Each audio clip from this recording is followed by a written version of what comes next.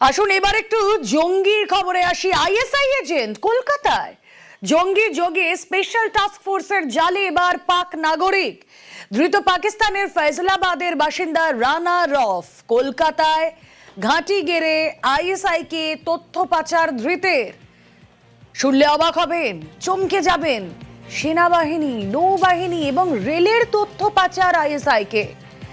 ধৃত রানার মোবাইলে সেনা সংক্রান্ত একাধিক ছবি, যা অত্যন্ত আশঙ্কার। সামনেই স্বাধীনতা দিবস। স্বাধীনতা দিবসের আগে কলকাতায় ঘাঁটি গেড়ে এভাবে কি কি তথ্য পাচার করেছে এই রানা রফ, এখনো পর্যন্ত কি জানা যাচ্ছে, এসটিএফ এর কাছে কি ক্লিউ ছিল, বিস্তারিত জানাবেন প্রতিনিধি অনুপ রয়েছেন সঙ্গে। অনুপ,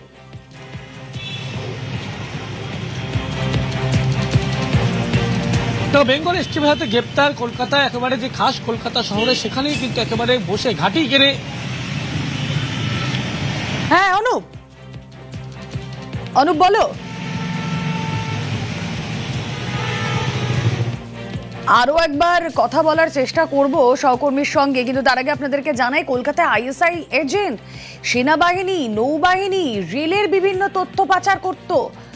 জঙ্গি যোগে এসটিএফ এর জালে আইএসআই এজেন্ট ফয়জলাবাদের বাসিন্দা রানা রফ। কানেক্ট করেছি আমরা, অনুপ রয়েছেন আমাদের সঙ্গে। অনুপ,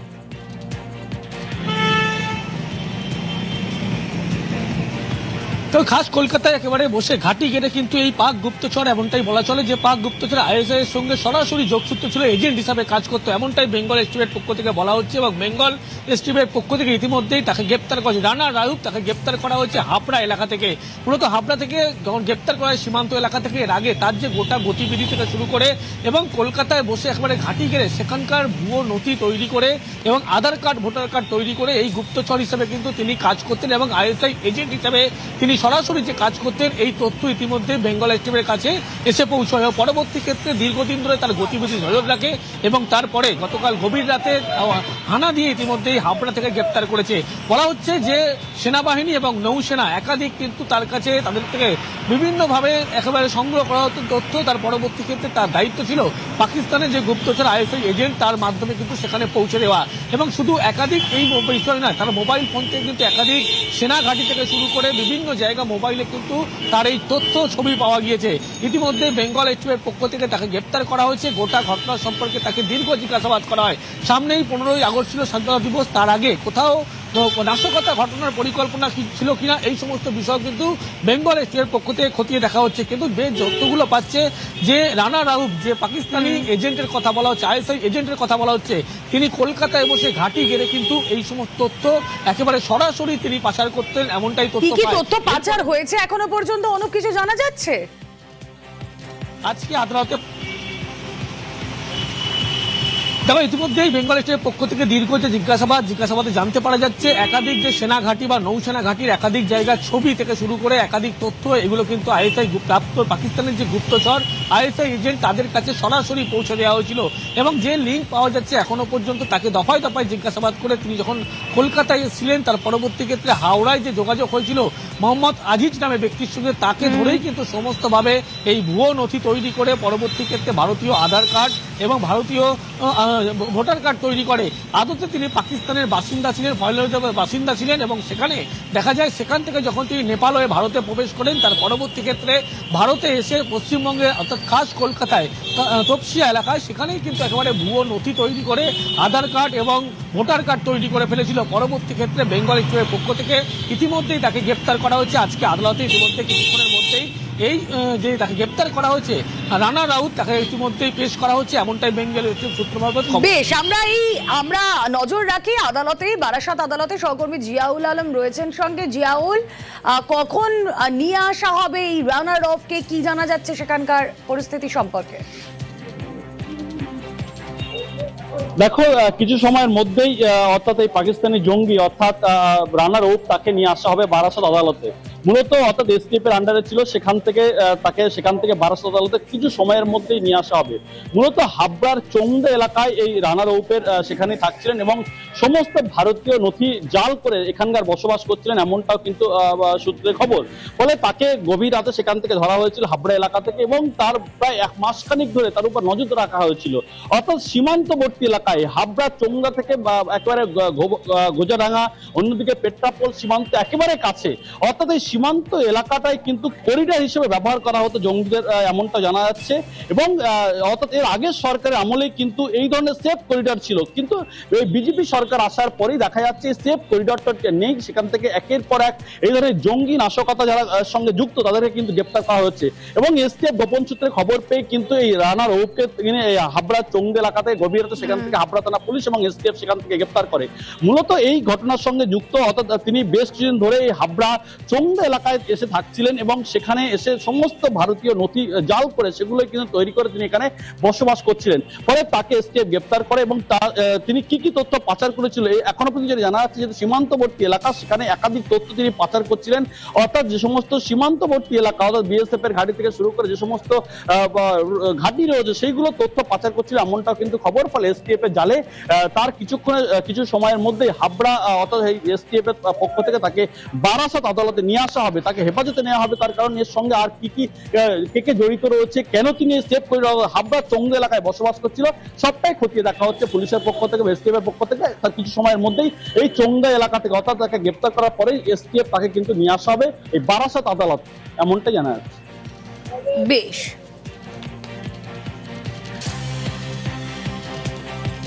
দেখুন এই যে রানা রফ 2012 সালে নেপাল দিয়ে অনুপ্রবেশ, ওরফে ওয়াহাব, তপসিয়ার ঠিকানায় জাল ভোটার ও আধার কার্ড, কাঠের মিস্ত্রি সেজে ভারতে পাক নাগরিক। কথা বলবো অনুপ রয়েছেন সঙ্গে। অনুপ, এই রানা রফ কোন পথে এদেশে এসেছিল এবং এখান থেকে তো পালানোর চক কষছিলই, কোথায় পালানোর চেষ্টা করছিল?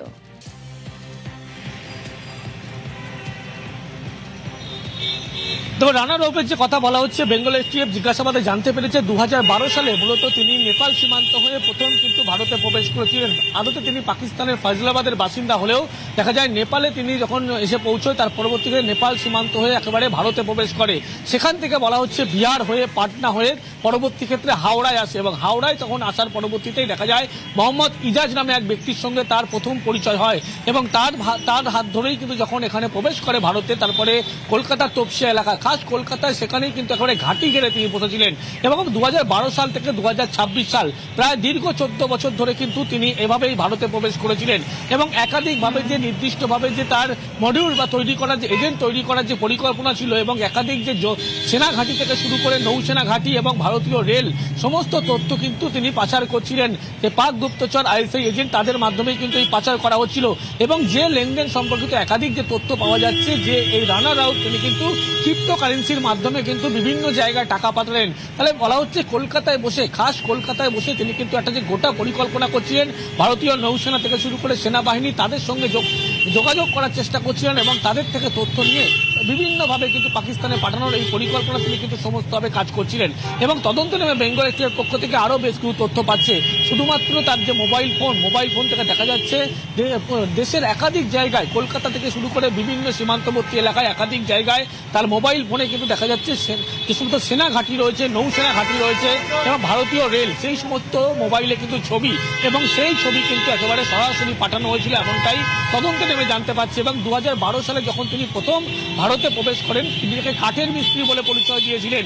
পরবর্তী ক্ষেত্রে যোগাযোগ হয় মোহাম্মদ ইজাজ এবং ইজাজের সঙ্গে যোগাযোগের পরেই ভুয়ো নথি একেবারে তৈরি করে এবং ভুয়ো নথি তৈরি করার পরে ভারতীয় ভোটার কার্ড, আধার কার্ড তৈরি করে একেবারে খাস কলকাতা তপসিয়ার মতো জায়গায় তিনি কিন্তু গা ঢাকা দিয়ে থাকছিলেন।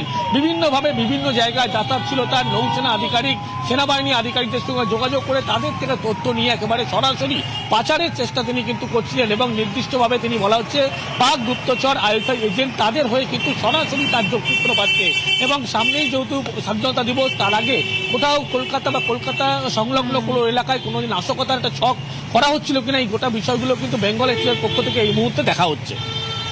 বেশ, কলকাতায় আইএসআই এজেন্ট এবং আপনাদের মনে থাকবে গত 30শে জুলাই বর্ধমান থেকে গ্রেফতার করা হয় এসটিএফ এর জালে হামিম মণ্ডল, সেই হামিমের সহযোগী অর্পিতা, দে আর ইনস্টা লাভার্স, তাদেরকে জালে নেয় এসটিএফ এবং তারপর বিভিন্ন চাঞ্চল্যকর তথ্য উঠে আসতে শুরু করে। আর এবার কলকাতায় আইএসআই এজেন্ট পাক গুপ্তচর সংস্থাকে এখানকার ইনফরমেশন, রেল সম্পর্কিত ইনফরমেশন, নৌবাহিনী, সেনাবাহিনীর ইনফরমেশন দিত। তপসিয়ার ঠিকানায় জাল ভোটার আধার কার্ডও করে ফেলে সে। কলকাতায় ঘাঁটি গেড়ে এখানকার কনফিডেন্সিয়াল তথ্য পাকিস্তানে পাচার করত রানার অফ।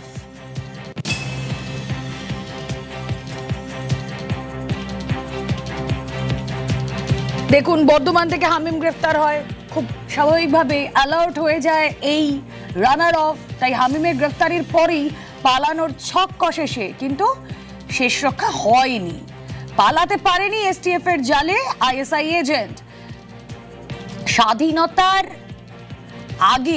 স্বাধীনতা দিবসের আগে কি একটা নাশকতার ছক ছিল? এই প্রশ্ন খুবই জোরালো হচ্ছে। একদিকে হামিম, অন্যদিকে রানার অফের গ্রেফতারি।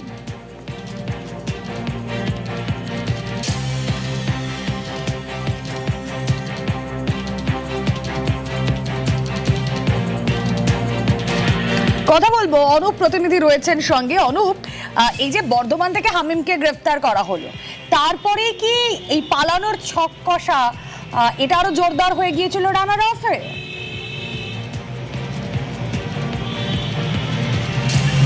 দেখো, তোমার মনে থাকবে 30শে জুলাই যে ঘটনা ঘটেছিল বর্ধমান এলাকা থেকে, সেখান থেকে লক্ষ্য করা গেছিল হামিম মণ্ডল, তাকে কিন্তু গ্রেপ্তার করা হয়েছিল। পরবর্তী ক্ষেত্রে রাজ্য জুড়ে এসটিএফ এর পক্ষ থেকে বিভিন্ন জায়গায় চিরুনি তল্লাশি করা হয়েছিল এবং সেখান থেকেই মনে করা হচ্ছিল সেই কারণে রাজ্যে পালাবদলের পরবর্তী ক্ষেত্রে লক্ষ্য করা যায়। অনুপ, সঙ্গে থাকো। এই মুহূর্তে দীপাঞ্জন চক্রবর্তী, বিজেপি বিধায়ক এবং প্রাক্তন এনএসজি কমান্ডো রয়েছেন আমাদের সঙ্গে। দেবাঞ্জন বাবু, আপনাকে স্বাগত জানাবো নিউজ 18 বাংলায়। দেখুন, হামিমের দিন, গ্রেফতারির দিন আপনার সঙ্গে কথা হয়েছিল, আপনি বলেছিলেন যে হ্যাঁ, এটা কোনো বিচ্ছিন্ন ঘটনা হলেও হতে পারে, কিন্তু দেখুন কোথাও গিয়ে কি একটা নাশকতার ছক এরা সকলে মিলে কষছিল। আইএসআই এজেন্ট, আপনি তো জানেন নিশ্চয়ই যে সেনাবাহিনী, নৌবাহিনী সমস্ত ইনফরমেশন পাচার হয়ে যাচ্ছিল। না, দেখুন ব্যাপারটা হচ্ছে, এতে একটু সংশোধন করি। সমস্ত ইনফরমেশন পাচার হয় না, এই জন্য মানুষের ভিতর সন্ত্রস্ত হওয়ার কোনো কারণ নেই। ইনফরমেশন এত সহজে বাজারে পাওয়া যায় না, অনেক ক্লাসিফাইড, লেয়ার্ড ক্লাসিফাইড হয়, তো সম্ভব হয়। নিতান্ত মামুলি কিছু খবরাখবর যেতে পারে। 1, 2 নম্বর, দেখুন পশ্চিমবঙ্গ তৃণমূলের রাজত্বে 15 বছরে সন্ত্রাসবাদী জিহাদিদের স্বর্গোদ্যান হয়ে গেছিল, কোনো সন্দেহ নেই। এই সরকারের আমলে দেখুন 1 মাস, মানে 100 দিনও হয়নি, এখন কিন্তু একটার পর একটা, সে ক্রিমিনাল হোক অথবা জিহাদি, সব জালে উঠছে এসটিএফ এর বা পুলিশের। তো এই পুলিশের নবজাগরণটাকে আমরা বরং বেশি স্বাগত জানাই। আতঙ্কিত হওয়ার কারণ নেই। যতগুলো জেহাদি, জঙ্গি, sleeper cell, over the ground worker, সবাইকে আমরা মূলোৎপাটন করব, একটু সময় দিতে হবে। একটু যদি জানান, মানে এই যে এই চক্র, এই আইএসআই এজেন্টরা কিভাবে কাজ করে বেসিক্যালি? আপনি বলছেন খুব মিনিমাম কিছু তথ্য হয়তো পাচার করবে, এরা বেসিক্যালি কাজটা করে কিভাবে, জালটা বনে কিভাবে? দেখুন, ওদের যাকে যে স্পেসিফিক নির্দিষ্ট দায়িত্বটা দেওয়া হয়, তারপর তাকে সময় দেওয়া হয় যে কোন জায়গাটা থেকে আমরা ইনফরমেশনটা গ্যাদার করতে পারবো। সেখানে ভালনারেবল লোক খুঁজে বার করে যে কোন লোকটি ভালনারেবল। ধরুন ওই ইনফরমেশন একজন তো নয়, অত 5 জনের কাছে থাকে, তার মধ্যে খুঁজে পায় যে কেউ হয়তো টাকাতে ভালনারেবল, কেউ কোনো নেশাতে ভালনারেবল, কেউ অন্য বা কোনো কিছুতে। তারপর তাকে ট্র্যাক করার চেষ্টা করে, একসঙ্গে 4 জন 5 জনকে, হয়তো 2 জন ডিনাই করলো বা 3 জনের কাছে যেতেই পারলো না, 4th পার্সন সে হয়তো এই ভালনারেবল কোনো একটা নেশা বা কোনো একটা বদভ্যাসে সে ট্র্যাপড হয়ে যায়, হানি ট্র্যাপড হয়, সেখান থেকে বার করে খবর দিল। বাট খুব উচ্চ স্তরের সেটা খুবই হয় না, রেয়ার। ভারতবর্ষের লেভেলেও, পশ্চিমবঙ্গ লেভেলেও খুব হাইফাই লেভেলের সিনিয়র যার কাছে ক্লাসিফাইড ইনফরমেশন থাকবে, সেটা পাওয়া যায় না। নর্মাল ইনফরমেশন, নন ক্লাসিফাইড ইনফরমেশন তাও পাওয়া যায়, সেগুলোকে ট্র্যাক করে। বাট সেটাও সাংঘাতিক বাজে কাজ, রাষ্ট্রদ্রোহের কাজ। তো সেগুলোকেও আমরা ট্র্যাক করি, ধরাও পড়ে লোকে, সারা জীবন জেলে পচে। ওকে, অনেক ধন্যবাদ।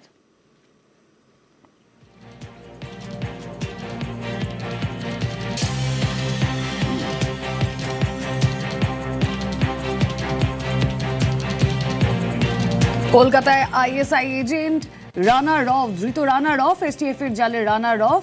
হামিমের গ্রেফতারির পরে কি পালানোর ছক? জঙ্গি যোগে এসটিএফ এর জালে পাক নাগরিক।